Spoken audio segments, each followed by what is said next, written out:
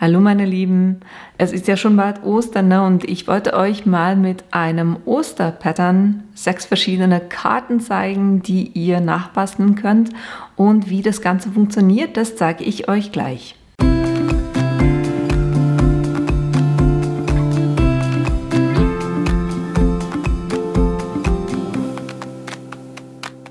Damit ihr seht, wie das Ganze aussieht, das sind die 6 Karten, die wir machen werden.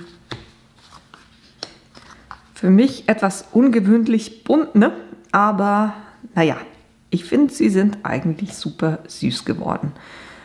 Ich habe Designpapier ausgedruckt, jeweils eine A4-Seite von diesem Pattern-Set hier. Und davon ist effektiv auch nicht allzu viel übrig geblieben. Das sind noch so einzelne Anschnitte. Aber der Rest ist verarbeitet und das sind effektiv, gibt es für euch 12 Karten. Also von jedem, die ihr hier seht, sind es 2 Karten. Bei der Art von Karten gucke ich jeweils auch, dass ich mir noch ein A4-Papier ausdrucke mit 3 Streifen mit den Farben, die hier in diesem Motivpapier vorhanden sind. Hier waren es effektiv Gelb, Grün und dieses Blau oder ist fast ein bisschen lila. Da habe ich mir ein A4-Papier noch ausgedruckt und was ich jeweils beachte, ist, dass ich nicht das Motivpapier direkt aufeinander klebe, sondern ich matte das immer mit 0,3 Zentimeter, mit einem 0,3 Zentimeter kleineren Papier. Und dann, was ich auch darauf achte, ist, dass ich jeweils verschiedene Dimensionen mache auf der Karte, sodass nicht alles auf derselben Ebene liegt. Verwendet habe ich hier dieses Osterstempel-Set, dann dieses Stanzset und auch noch dieses Stanzset hier mit den Ostereiern. Das ist was ich verwendet habe, plus verschiedene Stanzen. Und zwar ist es hier diese Blumenstanze mit 3,8 cm Durchmesser, dann den Kreis mit 3,8 cm Durchmesser, dann noch einen Kreis kleiner, der hat 3,2 cm Durchmesser und dann noch einen kleineren, der hat 2,5 cm Durchmesser. Und dann habe ich teilweise auch die Ecken abgerundet, da habe ich diesen Eckenabrunder verwendet. Das war es eigentlich, was ich zur Einleitung sagen wollte, und jetzt würde ich sagen, legen wir los. Ich habe effektiv für alle Karten, und das werde ich nicht jedes Mal euch einblenden, sondern die Basiskarte und die Mattung sind immer gleich. Basiskarte ist 21 cm x 14,8 cm, gefaltet bei 10,5 cm. Und dieses Papier ist ein 200 Gramm Papier in Weiß und das habe ich auch verwendet, um zu drucken. Das heißt, auf dieses Motivpapier ausgedruckt habe ich auch auf diesen Karton. Die Mattung selber, die ist immer 0,5 cm kleiner, das heißt, da haben wir 14,3 cm mal 10 cm. So, dann brauchen wir für diese Karte noch, habe ich hier so dieses Fähnchen gemacht, das sind das größere Element ist in der Breite 4,3 cm und in der Höhe 13,3 cm. Und das kleinere Element ist somit 4 cm und 13 cm. Dann habe ich dieses Element hier, da ist das größere 7,3 cm und in der Länge 10,3 cm und das kleinere Element 7 cm mal 10 cm. Dann habe ich hier noch 2 weiße Streifen gemacht und das aus dem Grund, weil ich hier mit dem Fähnchen drunter eine Dimension habe. Und damit es hier dann nicht schräg drauf liegt, habe ich hier unten drunter noch diese 2 Streifen aufgeklebt. Das heißt, hier müsst ihr einfach so ein bisschen kleiner als dieses Element die 2 Streifen haben. Dann habe ich Kreise gemacht und zwar ist es hier die Stanze 6,4 cm im Durchmesser und die beiden Kreise sind 5,8 cm im Durchmesser. So, da habe ich euch eine Stanze unterschlagen. Das ist diese hier, dieses Set, wo es jeweils eigentlich nur einen schmalen Streifen ausstanzt, aber ihr habt ja ein inneres Element und das ist genau eines von diesen. Also hier habe ich 2 Kreise ausgestanzt, eben 5,8 cm. Und was ich auch noch gemacht habe mit so einer Lochstanze, habe ich 6 Kreise ausgestanzt und die dann jeweils, also 2 aufeinander geklebt, um hier noch so ein Spiel reinzubringen. Das ist das und ich würde sagen, legen wir los und kleben werde ich das Ganze, das sind beides, ist Zementitkleber drin, eines mit einer größeren Tülle und eines mit einer kleineren Tülle. Je nachdem, was ich klebe, verwende ich die beiden. So, also ich klebe gleich mal die erste Mattung direkt auf die Karte drauf.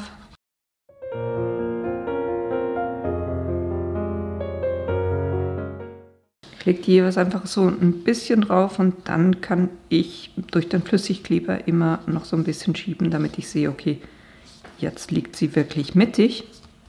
Dann drücke ich die so fest. Und was ich mache, ich gehe mit dem Falzband nicht hier direkt auf das Motivpapier, weil manchmal sieht man dann so ein bisschen Streifen, sondern ich drehe das immer um und mache das von der Rückseite. Dann haben wir hier dieses kleine Fähnchen und hier mache ich so, dass ich zuerst das obere Teil schneide und ich gehe einfach hier in der Mitte rein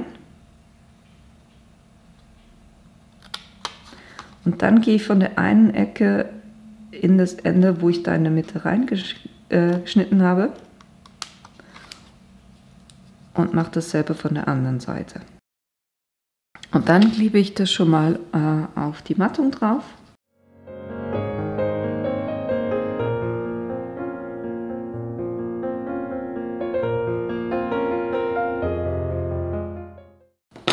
Und dann kann ich hier wunderbar auch dieses Fähnchen aus dem weißen Papier ausschneiden.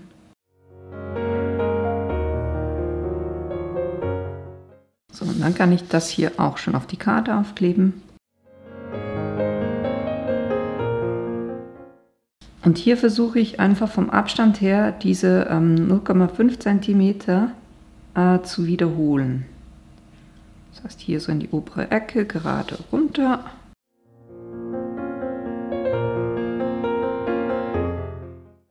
Dann dieses Element, da habe ich das schon gemacht. Bei beiden unteren Ecken nur habe ich hier die Ecken abgeschrägt oder abgerundet. Nicht abgeschrägt, abgerundet habe ich die. Die klebe ich jetzt aufeinander.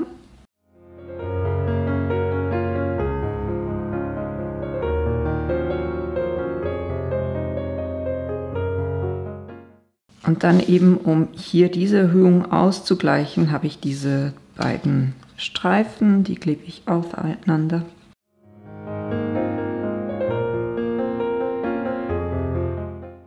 Und dann ist es hier auf der Seite, wo ich die ankleben muss.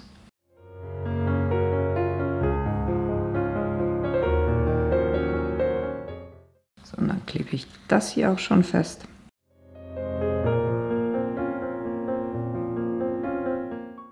Und hier auch wieder darauf achten, dass ihr diese Abstände beibehaltet und hier gerade drauf seid.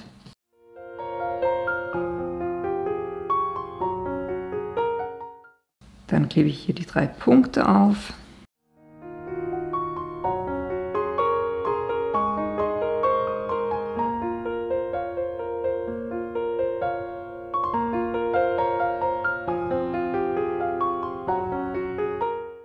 Es geht euch jeweils am einfachsten, wenn ihr einfach zuerst die äußeren Punkte aufklebt und dann könnt ihr am besten, seht ihr am besten, wo die Mitte dann ist für den 3. Punkt.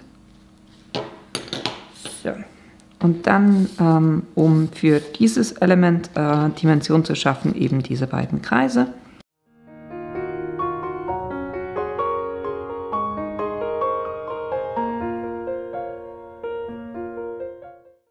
Und das jetzt auch auf die Karte. Und da gucke ich jetzt, dass ich von unten und von diesen beiden Seiten ungefähr gleich viel Abstand habe. Und natürlich, dass der Spruch gerade ist. So, und das ist schon die erste Karte. Für die nächste Karte brauche ich eben auch die Basiskarte und die Mattung. Und dann habe ich hier einen Streifen ausgeschnitten, der bei der Mattung einfach so schräg hineinguckt. Das heißt, ich habe mir einfach quasi das Papier genommen und das so ein bisschen so hingelegt und geguckt, wo ich das schneiden muss, und habe das dann so geschnitten. Und dementsprechend dann auch das Designpapier dazu. Hier müssen wir noch gleich die untere Ecke, die so ins Bild reinkommt, die runde ich noch ab.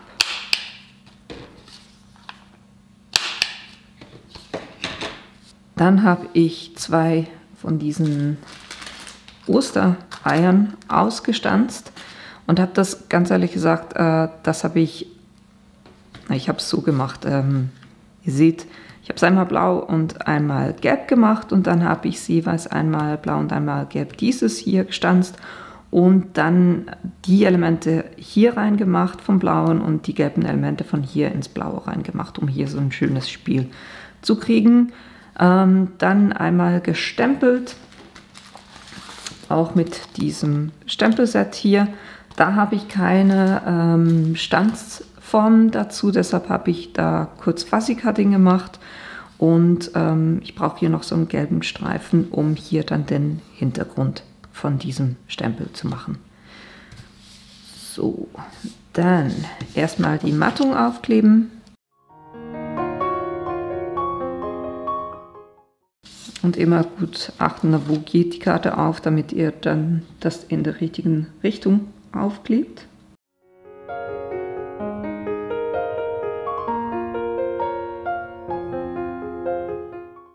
Dann habe ich ganz vergessen zu sagen, dass das Element hier ist ja auch erhöht. Von dem her, wenn ihr euch fragt, das Papier, ne, ich mache es immer so, dass alles, was ich schneide, kommt bei mir so in eine Kiste rein. Dann habe ich wunderbar immer so Anschneidereste, die ich verwenden kann. Und hier suche ich 2 Elemente, um die dahinter anzukleben.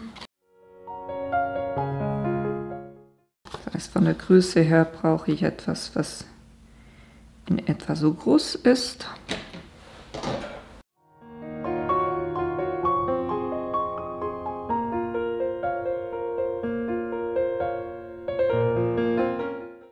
So, das heißt, ich klebe jetzt die aufeinander.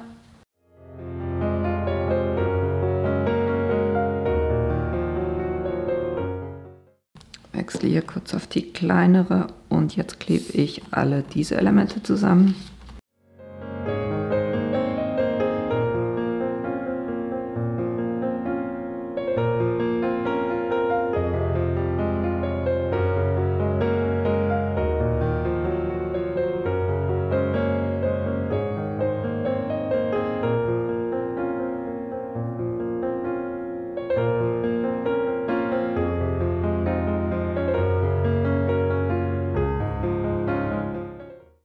Dann kommt das auf die Karte.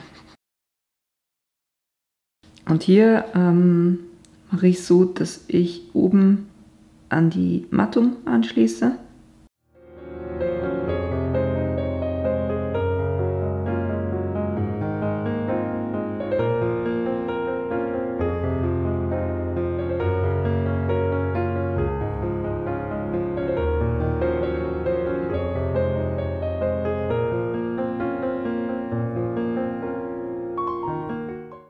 Das ist einer, dann von den Eiern her, mal gucken, welches ich oben und welches ich unten haben möchte.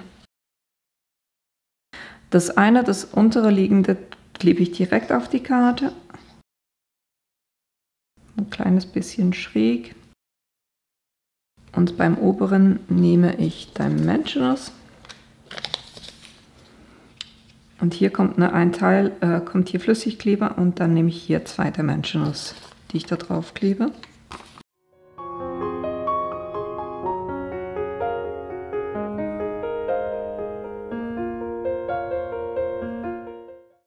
Und für den Spruch, na, ihr seht, wo ich das platziert habe, das ist das, dass ich einfach eines dieser Häschen, dieses Frohe Ostern, diesen Frohe Ostern Speech Bubble hat. Und damit ich das ausschneiden kann, klebe ich das zuerst auf das gelbe Papier drauf.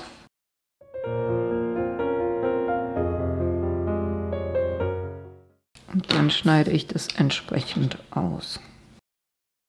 Einfach mit so einem kleinen Abstand vom Spruch.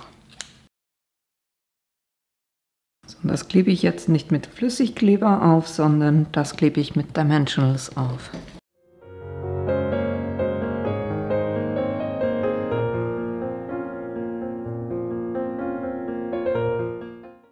Und dann platziere ich das eben so, dass das Speech Bubble zu einem der Häschen zeigt, trotzdem aber gerade ist. So, und das war diese Karte. Für die nächste Karte haben wir die Basiskarte, die Mattung oder Auflagekarte. Dann habe ich hier so Vierecke, plus ich habe ein ganz kleines Viereck ausgeschnitten aus dem Motivpapier, das wir gerade von der vorderen Karte hatten, von diesem Motivpapier hier. Und zwar sind das von den Größen her. Das Weiße ist 5,5 cm mal 5,5 cm. Das Gelbe ist 5,2 cm mal 5,2 cm. Dann wieder das Weiße ist 4,9 mal 4,9 cm. Und dieser kleine hier, der ist 3,2 mal 3,2 cm.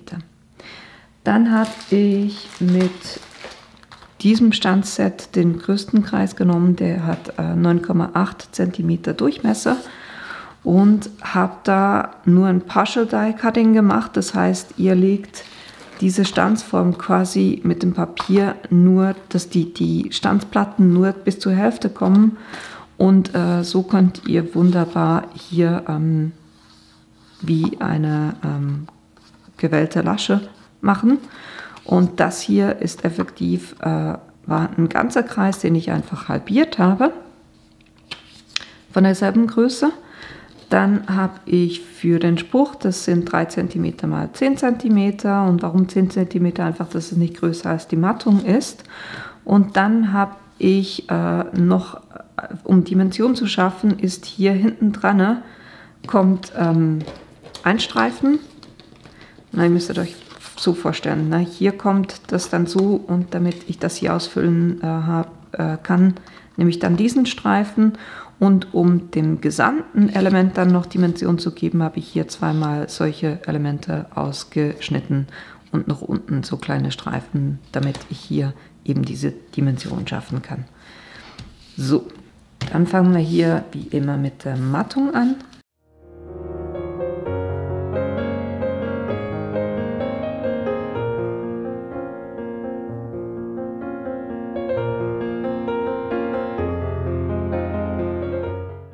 Dann kommt hier dieses Element. Und wie gesagt, das klebe ich hier einfach so an, dass ich einen schönen Abstand habe. Das heißt, ich brauche Klebe erstmal auf dieser Höhe.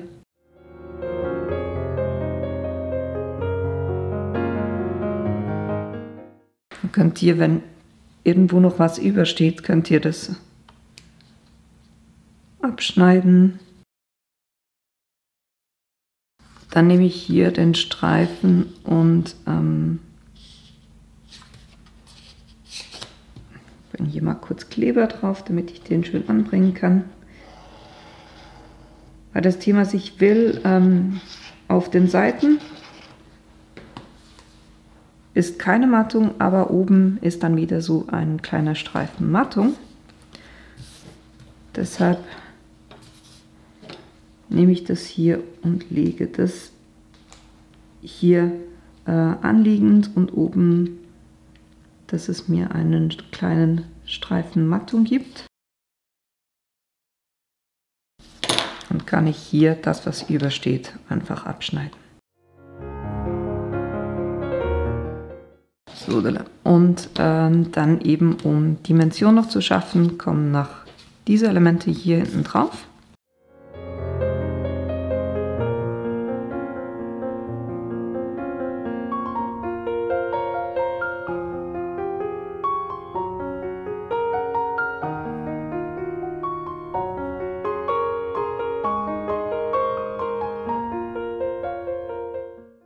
Von hinten sieht das so ein bisschen aus wie ein Flickwerk, aber von vorne sieht man das hier überhaupt nicht.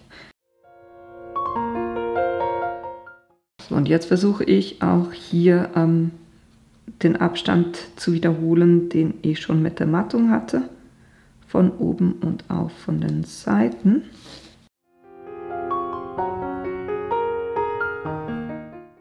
Was war das? Dann mache ich den Spruch drauf.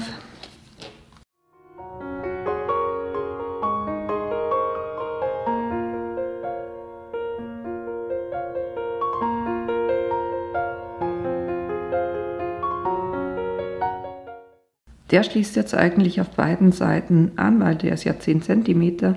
Und dann gehe ich so hoch, dass ich die ersten paar Kreise oder die ersten paar Wellen verdecke.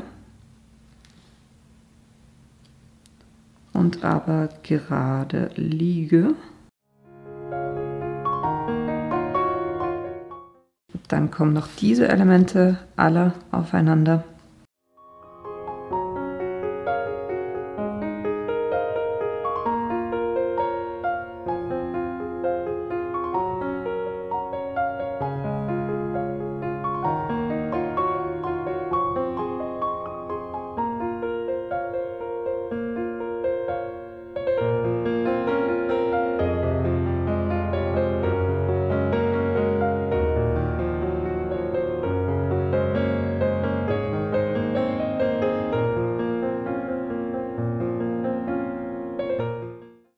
Und dann kommt dieses ganze Element auf die Karte drauf.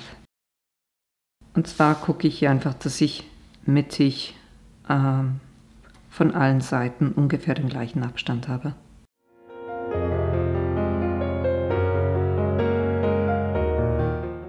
So, und das waren die beiden Karten. Für die nächste Karte die Basiskarte, die Auflegekarte und dann habe ich oben in der Ecke so quasi wie ein kleines Label aufgebracht. Bei der Karte hatte ich es direkt drauf gebracht, habe dann aber gemerkt, eigentlich wäre es schöner mit Dimension.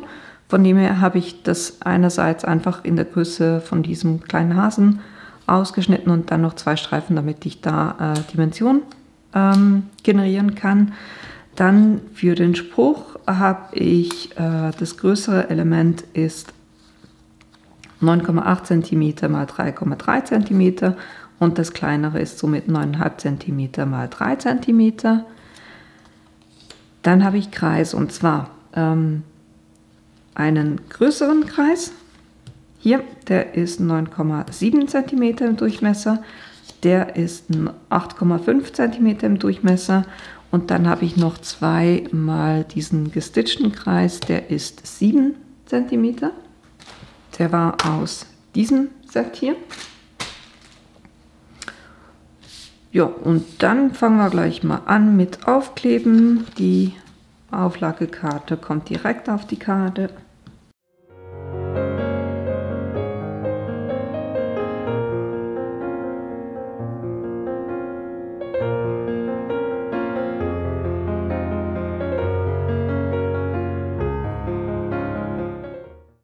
Dann klebe ich zuerst diese beiden Elemente aufeinander. Dann einfach gucken, dass die Wellen gleichmäßig sind, ne, dass ihr das mittig so anbringt, dass die Wellen auch aufeinander liegen. Und dann gehe ich effektiv hin, nicht, dass ich den hier direkt auf der Karte habe, sondern ich möchte hier den so ein bisschen hier auf der rechten Seite anlegen. Gucke ich, schneide ich ihn etwa hier. Und jetzt natürlich gucken, dass der Hase einigermaßen gerade liegt, wenn ich das abschneide.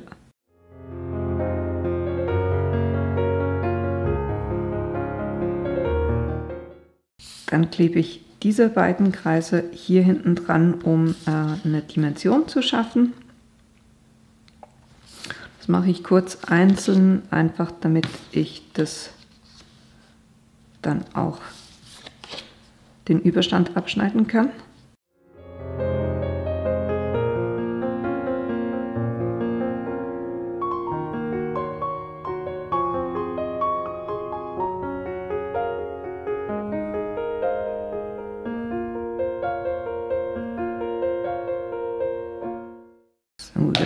Und dann kann ich das auch schon auf die Karte aufkleben.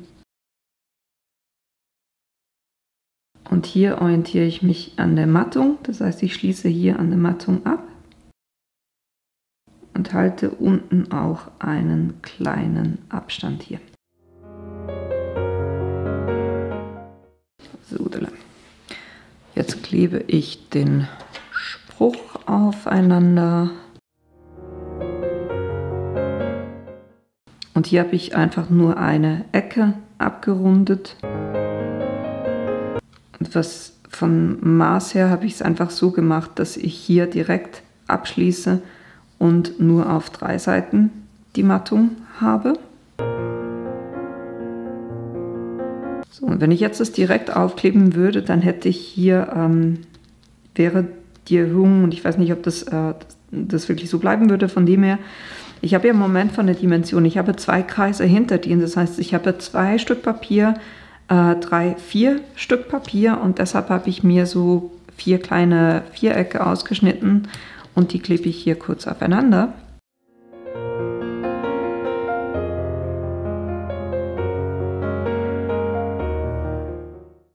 Dann habe ich hier wunderbar auf der Seite, kann ich das zu Hilfe nehmen, damit ich diesen Abstand ausgleichen kann. Das heißt, das muss hier unten hin auf der Rückseite. Und dann brauche ich auf dem Rest einfach noch den Kleber. So, dann gucke ich, dass hier von beiden Kreisen ein bisschen was rausguckt und hier hört der Kreis quasi hier auf und da genau bringe ich dieses Label an und hier abschließend mit der Mattung und natürlich gucken, dass es gerade liegt. Und dann haben wir hier oben noch dieses Label.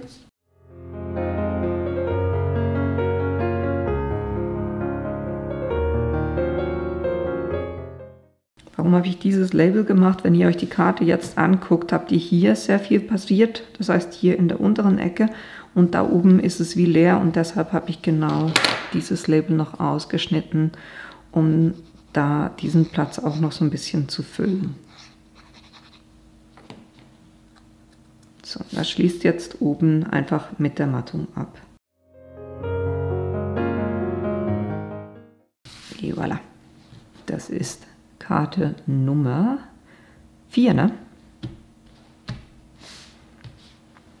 Und ihr seht jetzt auch den Unterschied, was das ausmacht, ne? Wenn es direkt auf der Karte ist oder wenn es Abstand hat, sieht besser aus, wenn da so ein bisschen Dimension ist. Für die nächste Karte haben wir auch wieder die Basiskarte, die Mattung. Dann habe ich hier 2 Streifen, einerseits die Mattung, die ist 5,3 cm mal 13,3 cm und die Auflagekarte 5 cm mal 13 cm. Dann habe ich 2 Stück ausgeschnitten, die einfach ein bisschen kleiner sind, weil ich hier die als Dimension, damit ich hier Dimensionen machen kann, die hinten ankleben kann. Dann habe ich hier 3 Kreise ausgestanzt, die haben 6,5 cm Durchmesser und dann drauf gestempelt. Und wie habe ich gestempelt? Ne? Das ist einerseits habe ich diesen Hasen ausgestempelt, das ist der hier, und da habe ich Fussy Cutting gemacht und dann habe ich den einfach hier auf diesen Kreis aufgelegt und geguckt, okay, wo habe ich am besten Platz, um diesen Stempel anzubringen, und das habe ich dann hier hingestempelt. Das ist das, und da dieser Kreis so ein bisschen hier rüber kommt und hier Dimension auch braucht, habe ich noch 3 kleine Streifen weißes Papier ausgeschnitten, um das hier hinten dran zu bringen. So, fangen wir an, Mattung aufkleben.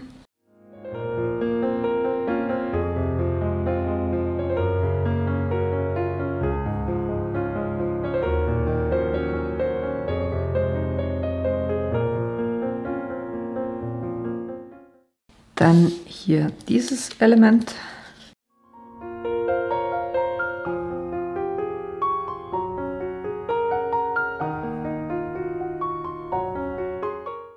Dann klebe ich diese beiden Streifen aufeinander und auch gleich dahinter.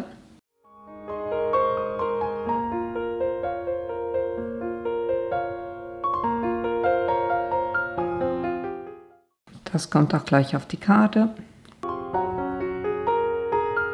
Und hier gucke ich jetzt drauf, dass ich oben, unten und auf der Seite gleich viel Abstand habe.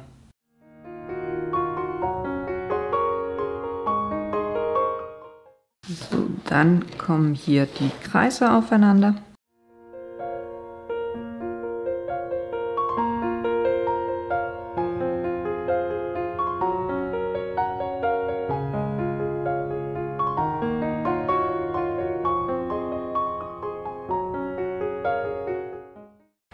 Dann klebe ich auch hier gleich diese 3 kleine Streifen dran.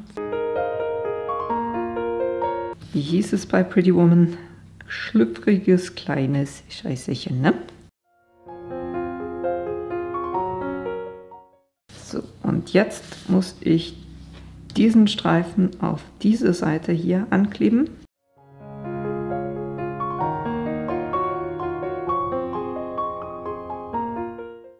Dann bringe ich das auch gleich schon auf die Karte auf. Die einfach so ein bisschen... der Spruch muss natürlich gerade sein und hier darf ruhig noch was von der Ecke rausgucken. Ich gucke einfach, dass ich hier und hier ungefähr den gleichen Abstand habe.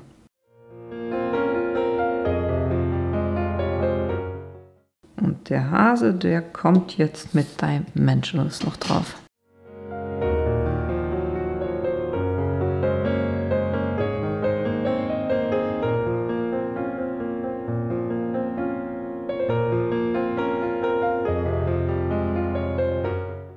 Und den jetzt so aufbringen, dass ich logischerweise den Spruch nicht verdecke, der hier so ein bisschen und oben ein bisschen aus diesem Kreis herausgeht. Das gibt auch ein schönes Spiel rein. Und eigentlich ist der O so schön in dieser Ausbuchtung drin. So hatte ich mir das vorgestellt. Und dass er gerade drauf liegt. Et voilà. Das waren diese beiden Karten. Für die 6. und somit letzte Karte haben wir auch Basiskarte Mattung. Dann habe ich hier ein Viereck. Das größere Stück ist 7,3 x 7,3, das kleinere 7 x 7 cm. Ich hatte es auf der Originalkarte, hatte ich das direkt auf die Karte geklebt, habe aber gemerkt, ne, das braucht noch ein bisschen Dimension. Von dem her habe ich hier noch zweimal ein paar Stück, um die hinten drauf zu kleben, um hier auch eben Dimension zu schaffen. Dann habe ich den Spruch, der ist, da ist das größere Element ist 3,3 cm x 8,3 cm und der Spruch selber 3 cm x 8 cm. Und da habe ich effektiv in der unteren rechten Ecke und der oberen linken Ecke, da habe ich die Ecken abgerundet. Dann habe ich noch 2 Streifen, um hier einfach Dimension zu schaffen. Und dann haben wir von den Kreisen her, ist das hier der mit der 3,8er Stanze. Da habe ich 2 Kreise ausgeschnitten. Dann dieses hier ist die 3,8er Stanze ohne diese Wellen, also nur der Kreis. Ne? Dann haben wir hier, das ist die 2,5er Stanze. Ich korrigiere mich gleich, das war vorhin nicht, dieser Kreis hier ist nicht 3,8, sonst würde das ja hier nicht reinpassen. Ne? Der ist 3,8, der ist 3,2, hier mit dieser Stanze, der ist 2,5 und der ist auch 2,5. Und von der Anzahl her hier 2, hier einer, hier 2, hier einer. Und der oberste, das ist ganz einfach Motivpapier, da habe ich geguckt, dass ich einen von diesen kleinen Hasen, der auf der Mattung ist, habe ich hier auch ausgestanzt. So, kleben wir zuerst die Mattung drauf.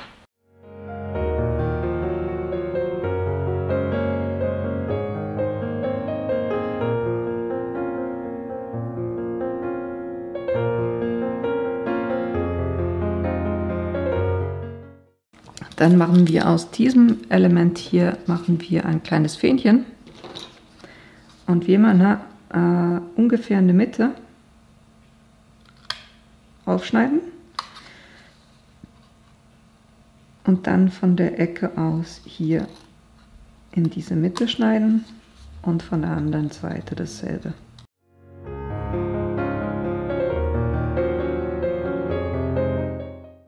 Und dann klebe ich das zuerst drauf.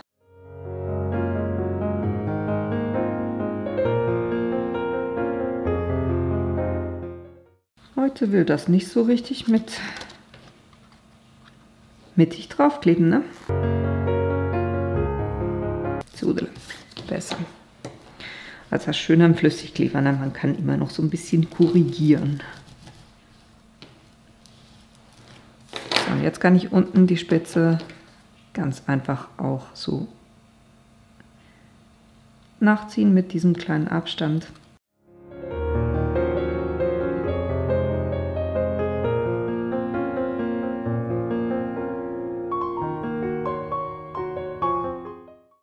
So, und jetzt dieses Element nicht direkt auf die Karte, sondern eben mit diesen Abstandhaltern quasi.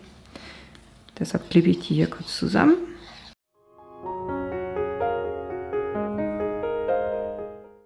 Und dann kommen die hinten auf das Element drauf.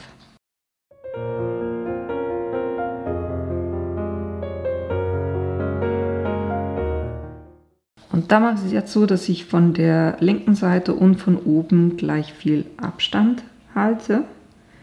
Und quasi auch die Weiterführung vom Abstand von der Mattung her, ne, diese 0,5 cm. Gut, auch mal den Vergleich zu zeigen. Ne? Das sieht ganz anders aus, wenn ihr etwas mit Dimension anbringt, als wenn ihr das flach direkt auf einer Karte aufbringt. Definitiv bessere Variante.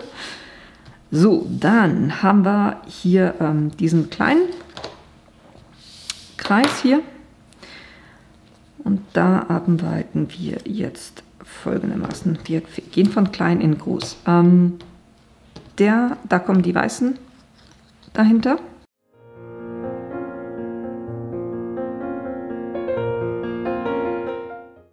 Dann kommt der Taler auf das Grüne drauf.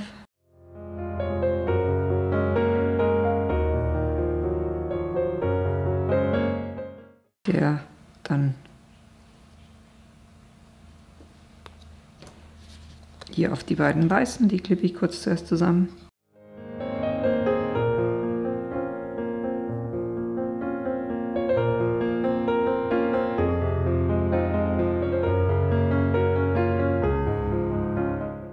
So, und dann kann der auf die Karte drauf. Und den klebe ich hier einfach mittig auf diese Flagge und so, dass er natürlich gerade steht oder sitzt eher, ne? Wunderbar. Und dann haben wir noch den Spruch.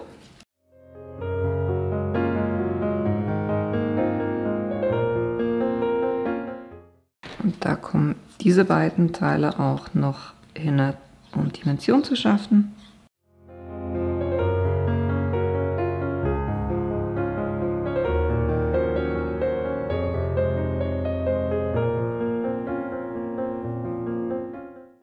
Und da habe ich einfach drauf geguckt, dass ich die unterste Reihe der Hasen sehe, dass ich hier den Abstand halte oder weiterführe von der Mattung und natürlich, dass ich gerade liege.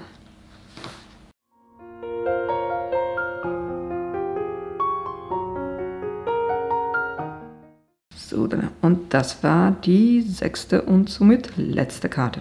So, und das waren jetzt auch schon alle 12 Karten, ne? Jeweils 2 pro Motiv oder, naja, pro Design könnte man es nennen. Voilà, das waren die und alles, ne, mit 6 Seiten Motivpapier und natürlich massenhaft weißem Papier, aber ja, so sieht das Ganze aus. Ich hoffe, euch hat die Idee gefallen und ihr habt Lust, das Ganze nachzubasteln. Die ganzen Materialien, die ich verwendet habe, inklusive diesem Design-Pattern, die werde ich euch unten in die Links reinstellen. Und wenn ihr meinen Kanal bis jetzt noch nicht abonniert habt, dann tut das doch bitte, weil das hilft mir tatsächlich auch. Und wenn ihr keines meiner Videos verpassen wollt, dann klickt auch auf das kleine Glöckchen unten und wir sehen uns hoffentlich in einem meiner nächsten Videos wieder. Bis bald!